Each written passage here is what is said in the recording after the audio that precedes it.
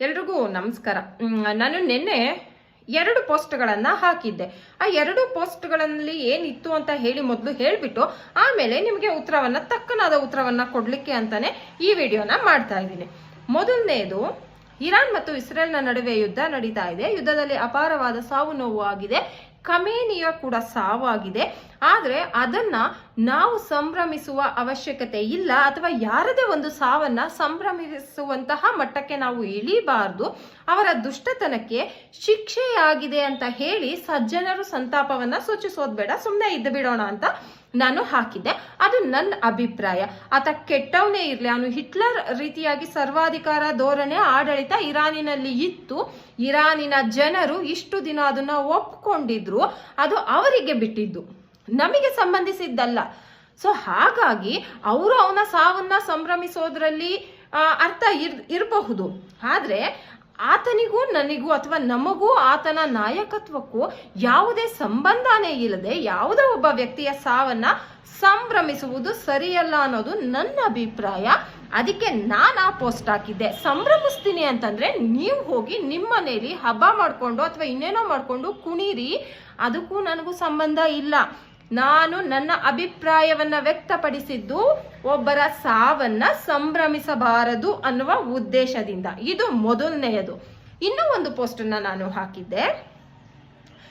ಇರಾನಿನಲ್ಲಿ ಯಾರೋ ಹತ್ಯೆ ಆದ್ರೆ ಅಥವಾ ಆ ನಾಯಕನ ಹತ್ಯೆ ಆದ್ರೆ ಅಥವಾ ಇಸ್ರೇಲ್ ಮತ್ತು ಇರಾನಿನ ನಡುವೆ ಯುದ್ಧದಲ್ಲಿ ಆಗ್ತಾ ಇರುವಂತಹ ಸಾವು ನೋವುಗಳಿಗೆ ನಮ್ಮ ದೇಶದಲ್ಲಿ ಯಾಕೆ ನೀವು ಪ್ರತಿಭಟನೆಯನ್ನ ಮಾಡಬೇಕು? ಒಂದು ವೇಳೆ ಪ್ರತಿಭಟನೆಯನ್ನ ಮಾಡಬೇಕು ಅಂತಿದ್ರೆ ಆಯಾ ದೇಶದ ಬೆಂಬಲಿಗರು ಅಂತ ನಾನು ಕ್ಲಿಯರ್ ಆಗಿ ಹೇಳಿದ್ದೀನಿ. ಇರಾನಿಗೆ ಬೆಂಬಲವನ್ನ ನೀಡ್ತಕ್ಕಂತಹವರು ಹೋಗಿ ಇರಾನಿನಲ್ಲಿ ನೀವು ಪ್ರತಿಭಟಿಸಿ. ಇಸ್ರೇಲಿಗೆ ಯಾರು ಬೆಂಬಲವನ್ನ ಕೊಡ್ತಾ ಇದ್ದೀರಾ ಅವರು ನೀವು ಹೋಗಿ ಇಸ್ರೇಲ್ನಲ್ಲಿ ಪ್ರತಿಭಟನೆಯನ್ನ ಮಾಡಿ. ನಮ್ಮ ದೇಶದಲ್ಲಿ ಭಾರತದಲ್ಲಿ ಯಾಕೆ ಮಾಡ್ತೀರಾ ನೀವು ಪ್ರತಿಭಟನೆಯನ್ನ? ಅದರಿಂದ ಏನು ಪ್ರಯೋಜನ ಇಲ್ಲ. ನಿಮ್ಮ ಹೋರಾಟವನ್ನ ಅಲ್ಲಿ ಹೋಗಿ ಮಾಡಿ ಅಂತ ನಾನು ಹೇಳಿದ್ದೀನಿ. ಇದು ಕೂಡ ಸತ್ಯ ಅಲ್ವಾ? ಅದಕ್ಕೂ ಕೂಡ ಹಲವಾರು ಜನ ವಿರೋಧವನ್ನ ವ್ಯಕ್ತಪಡಿಸಿದ್ದೀರಾ, ನಿಮ್ಮದೇ ಆದ ರೀತಿಯಲ್ಲಿ ಕಮೆಂಟ್ ಅನ್ನ ಹಾಕಿದ್ದೀರಾ. ಇದು ಎರಡು ಕೂಡ ನನ್ನ ಅಭಿಪ್ರಾಯ. ನನಗೆ ನನ್ನ ಅಭಿಪ್ರಾಯವನ್ನ ವ್ಯಕ್ತಪಡಿಸುವ ಎಲ್ಲ ಹಕ್ಕು, ಸ್ವಾತಂತ್ರ್ಯ ಇದೆ. ಹಾಗೆ ಇದು ನನ್ನ ದೇಶ. ನಾನು ಹಿಂದೂ.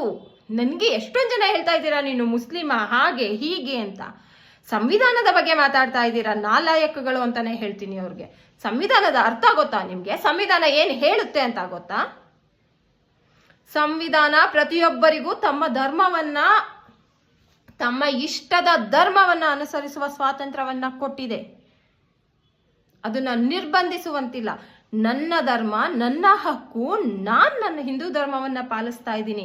ಹಾಗಂತ ಹೇಳ್ಬಿಟ್ಟು ಇನ್ನೊಂದು ಧರ್ಮವನ್ನ ದ್ವೇಷಿಸಿ ಅಂತ ಯಾವ ಸಂವಿಧಾನವೂ ಕೂಡ ಹೇಳಿಲ್ಲ, ನನ್ನ ಸಂವಿಧಾನವೂ ಕೂಡ ಹೇಳಿಲ್ಲ. ಇಡೀ ಪ್ರಪಂಚದಲ್ಲಿ ಅತ್ಯುತ್ತಮವಾದಂತಹ ಶ್ರೇಷ್ಠ ಸಂವಿಧಾನ, ಅಂತಹ ಸಂವಿಧಾನದ ಅಡಿಯಲ್ಲಿ ಕಾರ್ಯನಿರ್ವಹಿಸ್ತಕ್ಕಂತಹವರು ನಾವು. ನನಗೆ ಸಂವಿಧಾನದ ಬಗ್ಗೆ ಪಾಠ ಮಾಡಕ್ಕೆ ಬರ್ತೀರಾ? ಯಾವ ಸಂವಿಧಾನ ಹೇಳಿದೆ ಯಾವುದೋ ದೇಶದಲ್ಲಿ ಯುದ್ಧ ಆದ್ರೆ ನಮ್ಮ ದೇಶದಲ್ಲಿ ಪ್ರತಿಭಟನೆಯನ್ನ ಮಾಡಿ ಅಂತ? ನಮ್ಮ ದೇಶದಲ್ಲಿ ಪ್ರತಿಭಟನೆಯನ್ನ ಮಾಡೋದ್ರಿಂದ ನಮ್ಮ ದೇಶದಲ್ಲಿ ಇರ್ತಕ್ಕಂತಹ ಜನರ ಮನಃಶಾಂತಿ ಹಾಳಾಗುತ್ತೆ, ನಮ್ಮ ದೇಶದ ಶಾಂತಿ ಹಾಳಾಗುತ್ತೆ. ಅದಷ್ಟೇ ಅಲ್ಲದೆ ನಮ್ಮ ದೇಶದ ಆಸ್ತಿ ಪಾಸ್ತಿಗಳು ನಷ್ಟ ಆಗುತ್ತೆ. ಅದು ಯಾರ ಅಪ್ಪನ ಮನೆ ಆಸ್ತಿ ಅಲ್ಲ, ನಮ್ಮೆಲ್ಲರ, ನಾವು ಇಡೀ ನಮ್ಮ ಜೀವಮಾನ ಟ್ಯಾಕ್ಸ್ ನ ಕಟ್ಕೊಂಡು ಬರ್ತಾ ಇದೀವಲ್ಲ, ಆ ಹಣ ನಿಮ್ಮ ಅಪ್ಪನ ಮನೆ ಹಣ ಅಲ್ಲ. ಅದಕ್ಕೆ ನಾನು ಹೇಳಿದ್ದೀನಿ, ಇಲ್ಲಿ ಪ್ರತಿಭಟನೆ ನೀವು ಮಾಡಬೇಡಿ, ಹೋಗಿ ನೀವು ಬೆಂಬಲಿಸುವ ದೇಶಕ್ಕೆ ಅಂತ ಹೇಳಿದ್ದೀನಿ. ಹಾಗೆ ನಾನು ಹೇಳಿದ್ದೀನಿ, ನನ್ನ ಬೆಂಬಲ ಇರಾನಿಗೂ ಇಲ್ಲ, ಇಸ್ರೇಲಿಗೂ ಇಲ್ಲ, ಯುದ್ಧಕ್ಕೆ ಇಲ್ಲ ಅಂತ ಹೇಳಿದ್ದೀನಿ. ಅದು ನನ್ನ ಅಭಿಪ್ರಾಯ, ನನ್ನ ನಿಲುವು. ನಾನು ಯಾವತ್ತು ಸತ್ಯದ ಪರವಾಗಿ ನಿಲ್ಲುವಂತಹವಳು ಅಂದಮೇಲೆ ನನ್ನ ನಿಲುವನ್ನ ನಾನು ವ್ಯಕ್ತಪಡಿಸಿದ್ದೀನಿ. ನಿಮ್ಮ ಅಭಿಪ್ರಾಯವನ್ನ ನೀವು ವ್ಯಕ್ತಪಡಿಸಿದಿದ್ರೆ ನಾನು ಈ ವಿಡಿಯೋವನ್ನ ಮಾಡ್ತಾ ಇರಲಿಲ್ಲ. ಪ್ರತಿಯೊಂದಕ್ಕೂ ವೈಯಕ್ತಿಕವಾಗಿ ಒಂದು ದ್ವೇಷಯುಕ್ತವಾದಂತಹ ರಿಪ್ಲೈಗಳನ್ನ ಮಾಡ್ತಾ ಇದ್ದೀರಾ. ನೀನು ಹೋಗು ಇರಾನಲ್ಲಿ ಇರು ಅಂತ. ನನಗೇನು ಕರ್ಮನ?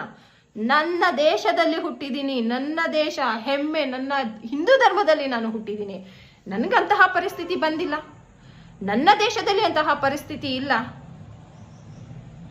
ಯಾವುದೋ ದೇಶದ ಬಗ್ಗೆ ಯಾವುದೋ ದೇಶ ಸಂಭ್ರಮ ಪಡ್ತಾ ಇದೆ ಅಥವಾ ಯಾವುದೋ ದೇಶದಲ್ಲಿ ಆಗೋ ಸಾವು ನೋವಿಗೆ ಇಲ್ಲಿ ನೀವು ದುಃಖ ಭರಿತರಾಗಿ ಏನು ಮಿಡಿತಾ ಇದ್ದೀರಲ್ಲ, ನಿಮ್ಮ ಯೋಗ್ಯತೆಗೆ ನಿಮ್ಮ ಊರುಗಳಲ್ಲಿ ನಿಮ್ಮ ಪ್ರದೇಶಗಳಲ್ಲಿ ಇರುವಂತಹ ಸಮಸ್ಯೆಗಳ ಬಗ್ಗೆ ಗೊತ್ತಾ ನಿಮ್ಗೆ? ಇವತ್ತು ಇರಾನ್ ಬಗ್ಗೆ ಪರ ವಿರೋಧಗಳು, ಇಸ್ರೇಲ್ನ ಬಗ್ಗೆ ಪರ ವಿರೋಧಗಳನ್ನ ವ್ಯಕ್ತಪಡಿಸ್ತಾ ಇರ್ತಕ್ಕಂತಹ ಮಹಾನುಭಾವರುಗಳಿಗೆ ನಮ್ಮ ದೇಶದ ರಾಜಕೀಯ ವ್ಯವಸ್ಥೆಯ ಬಗ್ಗೆ ಗೊತ್ತಾ ನಿಮ್ಗೆ? ಇಂತಹ ದ್ವೇಷಯುಕ್ತವಾದಂತಹ ಒಂದು ಮನಸ್ಥಿತಿ ಇದೆಯಲ್ಲ, ನಾನು ಹಿಂದೂ ಆ ಕಾರಣಕ್ಕೆಲ್ಲ ಮುಸ್ಲಿಮರನ್ನ ನಾನು ದ್ವೇಷಿಸ್ಬೇಕಾ? ಅಥವಾ ಮುಸ್ಲಿಮರು ಮಾಡೋ ಒಳ್ಳೆ ಕೆಲಸನೂ ನಾನು ಒಪ್ಕೋಬಾರ್ದಾ? ಇಂತಹ ದರಿದ್ರ ಮನಸ್ಥಿತಿ ಇರೋದ್ರಿಂದಲೇ ಇವತ್ತು ನಮ್ಮ ದೇಶ ಇವತ್ತು ಇಂತಹ ಪರಿಸ್ಥಿತಿಯಲ್ಲಿ ಒಂದು ಮೂಢನಂಬಿಕೆ, ಅನಾಚಾರ, ಧರ್ಮಾಂಧತೆಯಲ್ಲಿ ಮುಳುಗಿರೋದು. ಇನ್ನು ಭಯೋತ್ಪಾದನೆ ಅಂತ ಹೇಳಿ ಬಂದಾಗ ಪೆಹಲ್ಗಾಮ್ನ ವಿಷಯವನ್ನ ಕೆಲವರು ತೆಗೆದಿದ್ರು. ಪೆಹಲ್ಗಾಮ್ ದಾಳಿಯಾದಾಗ ಅದನ್ನ ವಿರೋಧಿಸಿ ಪೋಸ್ಟನ್ನ ಕೂಡ ನಾನು ಹಾಕಿದ್ದೀನಿ. ಹಾಗೆ ನಾನು ಎಲ್ಲೂ ಮುಸ್ಲಿಮರ ಪರ ಅಂತನೋ ಅಥವಾ ಮುಸ್ಲಿಮರು ಮಾಡೋದೆಲ್ಲ ಸರಿ ಅಂತನೋ ಎಲ್ಲೂ ಹೇಳಿಲ್ಲ. ನನಗವ್ರ ಬಗ್ಗೆ ವಿಶೇಷ ಆಸಕ್ತಿನೂ ಇಲ್ಲ. ಹಾಗಂತ ನಿಮ್ಮ ತರ ನೀಚ ದ್ವೇಷವನ್ನು ನಾನು ಮಾಡಲ್ಲ.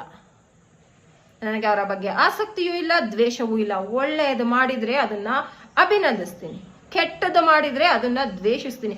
ಇದು ಕೇವಲ ಮುಸ್ಲಿಂ ಧರ್ಮಕ್ಕೆ ಸೀಮಿತ ಅಲ್ಲ, ಹಿಂದೂ ಧರ್ಮದಲ್ಲೂ ಅಷ್ಟೇನೆ. ಯಾವುದೇ ಧರ್ಮಕ್ಕೆ, ಜಾತಿಗೆ, ಲಿಂಗಕ್ಕೆ ಹೊಂದಿಕೊಂಡು ನಿಮ್ಮ ತರ ಸಿಕ್ಕ ರಾಜಕಾರಣಿಗಳ ಹಿಂದೆ ಹೋಗಿ ಅವರು ಹಾಕೋ ಎಂಜಲು ನೆಕ್ಕೊಂಡು ಅವ್ರು ಹೇಳಿದ್ದನ್ನೆಲ್ಲ ಕೇಳೋ ಮನಸ್ಥಿತಿ ನಂದಲ್ಲ, ನಾನು ಅವಳಲ್ಲ. ಅರ್ಥ ಆಯ್ತು ಅಂತ ಅನ್ಕೊಂಡಿದ್ದೀನಿ. ಯಾವುದೇ ಪಕ್ಷಕ್ಕೆ ಸಂಬಂಧಿಸಿದ ಹಾಗೆ, ಯಾವುದೇ ಧರ್ಮಕ್ಕೆ, ಯಾವುದೇ ಜಾತಿಗೆ, ಯಾವುದೇ ಒಂದು ವಿಷಯಕ್ಕೆ ನಿರ್ದಿಷ್ಟವಾಗಿ ಅಥವಾ ಕಟ್ಟುಪಾಡುಗಳಿಗೆ ಬಿದ್ದು ಜೀವನ ಮಾಡೋ ದರಿದ್ರತೆ ನನಗೆ ಬಂದಿಲ್ಲ. ಅಂತಹ ದರಿದ್ರತೆ ಇರೋದ್ರಿಂದಾನೇ ಇವತ್ತು ನಮ್ಮ ಸಮಾಜದಲ್ಲಿ ಎಷ್ಟೋ ಸಮಸ್ಯೆಗಳು ಹಾಗೆ ಉಳಿದೋಗ್ತಾ ಇದೆ. ಚಿಕ್ಕ ಮಕ್ಕಳ ಮೇಲೆ ಅತ್ಯಾಚಾರ ಆಗ್ತಾ ಇದೆ. ನಾಚಿಕೆ ಆಗಲ್ವಾ ನಿಮ್ಗೆ? ನಮ್ಮ ದೇಶದಲ್ಲೇ ನಮ್ಮ ಮಠ ಮಾನ್ಯಗಳ ಹೆಸರಲ್ಲಿ ದೌರ್ಜನ್ಯಗಳು ನಡೀತಾ ಇದೆ, ಅತ್ಯಾಚಾರಗಳು ನಡೀತಾ ಇದೆ, ಅನಾಚಾರಗಳು ನಡೀತಾ ಇದೆ. ನಿಮಗೆ ತಾಕತ್ತಿದ್ರೆ ಹೋಗಿ ಮೊದಲು ಅದನ್ನ ಪ್ರಶ್ನೆ ಮಾಡಿ. ಅಲ್ಲೆಲ್ಲೋ ಇರಾನಲ್ಲಿ ಆಗ್ತಾ ಇರೋದನ್ನ ಆಮೇಲೆ ಪ್ರಶ್ನೆ ಮಾಡೋರಂತೆ, ಆಮೇಲೆ ವಿರೋಧಿಸೋರಂತೆ, ಅಥವಾ ಅವ್ರ ಪರ ನಿಲ್ಲೋರಂತೆ. ನೀವು ನನ್ನ ಪೋಸ್ಟ್ ಸಾಮಾಜಿಕ ಜವಾಬ್ದಾರಿ ಇರುವಂತಹ ಪೋಸ್ಟ್. ಹಾಗೆ ನನ್ನ ಪೇಜಲ್ಲಿ ಯಾರೆಲ್ಲ ನನ್ನ ಫಾಲೋವರ್ಸ್ ಮುಂಚೆಯಿಂದನೂ ಫಾಲೋ ಮಾಡ್ಕೊಂಡು ಬಂದಿದ್ದಾರೋ ಅವ್ರಿಗೆ ಗೊತ್ತಿದೆ. ತುಂಬ ಜನ ನನಗೆ ಬೆಂಬಲಿಸಿದ್ದೀರಾ. 100% correct, 10,000% correct, you are right ಅಂತೆಲ್ಲ ಹೇಳಿದ್ದೀರಾ. ಹಾಗಂತೇಳಿ ನಾನೇನು ಅದನ್ನು ಅತಿಶಯೋಕ್ತಿಯಾಗಿ ತಗೋತಾ ಇಲ್ಲ. ಹೌದು, ನನ್ನ ಅಭಿಪ್ರಾಯವನ್ನು ನೀವು ಒಪ್ಪಿದ್ದೀರಾ, ಅದು ನಿಮ್ಮ ಅಭಿಪ್ರಾಯನೂ ಆಗಿದೆ. ಸೊ ಹಾಗಾಗಿ ನಾನು ಅಲ್ಲಿ ನಿಮಗೆ ಏನು ರಿಪ್ಲೈ ಮಾಡೋಕೆ ಹೋಗಿಲ್ಲ. ಇನ್ನು ಪರ್ಸನಲ್ ಆಗಿ ಒಂದು ವಿಷಯವನ್ನ ಸಾಮಾಜಿಕವಾಗಿ ಹಾಕಿದಾಗ ಸಾಮಾಜಿಕ ಹಿನ್ನೆಲೆಯಲ್ಲಿ, ಸಾಮಾಜಿಕ ದೃಷ್ಟಿಕೋನಗಳಲ್ಲಿ ಅದರ ಸತ್ಯ ಎಷ್ಟು, ಸುಳ್ಳು ಎಷ್ಟು, ವಾಸ್ತವತೆ ಎಷ್ಟು ಅನ್ನೋದನ್ನ ಅರ್ಥ ಮಾಡ್ಕೊಳ್ಳೋಕೆ ಪ್ರಯತ್ನ ಪಡ್ರಪ್ಪ.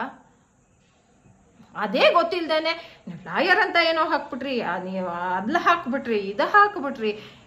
ಇರಾನಿಗೆ ಏನು, ಇರಾನ್ ಯಾರು ಹೋಗೋರಿದ್ರೆ ಹೋಗಿ, ದಯಮಾಡಿ ಇಸ್ರೇಲ್ಗೆ ಹೋಗೋರಿದ್ರೆ ಹೋಗಿ, ನಾನು ಹೋಗ್ಬೇಡಿ ಅಂತ ಹೇಳಿದ್ನ? ಅಥವಾ ಕಮೇನಿಯನ್ನೇನಾದ್ರು ನಾನು ನಮ್ಮ ಭಾರತದಲ್ಲೇ ಕೆಲವರು ತಂದೆ ಸಮಾನ ಅದು ಇದು ಅಂತ ಉತ್ಕೊಂಡು ಹಾಗೆ ನಿಲ್ಸದ್ನ? ಹೇಳಿದ್ನ? ನಾನು ಹೇಳಿರುವುದು ಸಾವಿಗೆ ಸಂಭ್ರಮ ಪಡೋದು ಬೇಡ ಅಷ್ಟೇ. ಅದು ನನ್ನ ಅಭಿಪ್ರಾಯ. ನೀವು ಸಂಭ್ರಮ ಪಡ್ತೀರಾ ಅಂದ್ರೆ ಪಡ್ಕೊಳ್ಳಿ.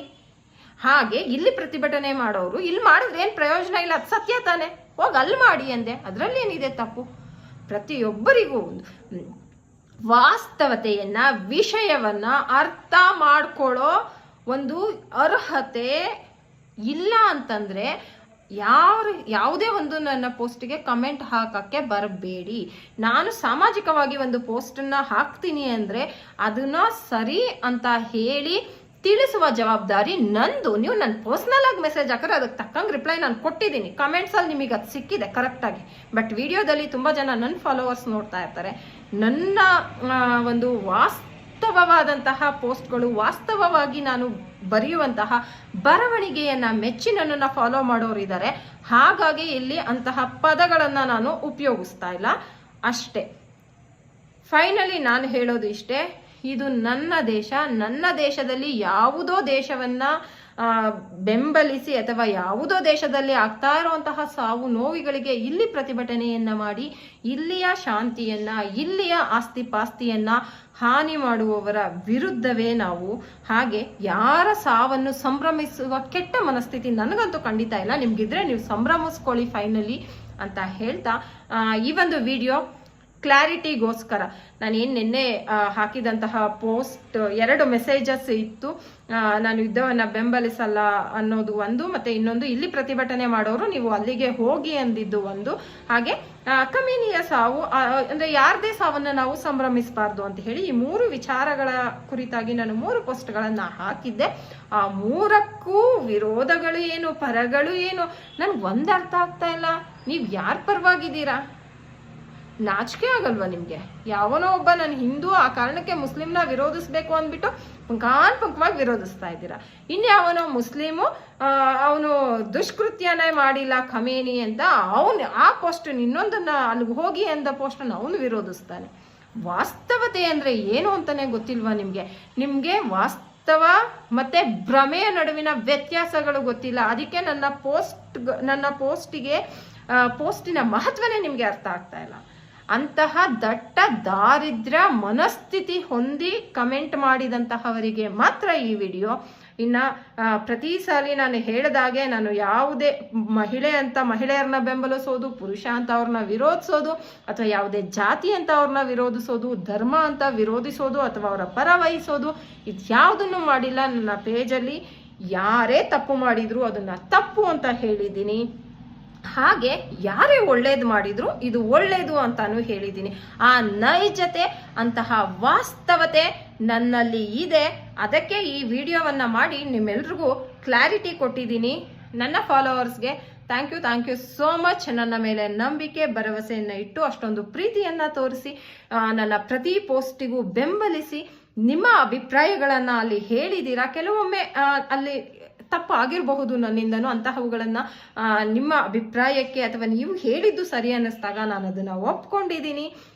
ಇದು ಈ ಒಂದು ವಿಷಯಕ್ಕೆ ನಿನ್ನೆ ಹಾಕಿದಂತಹ 3 ಪೋಸ್ಟ್ಗಳಿಗೆ ಸಂಬಂಧಿಸಿದಂತಹ ಕ್ಲಾರಿಟಿಯನ್ನ ಕೊಟ್ಟಿದ್ದೀನಿ. ಅರ್ಥ ಆಗಿದೆ ಅಂತ ಅನ್ಕೊಂಡಿದ್ದೀನಿ. Thank you so much.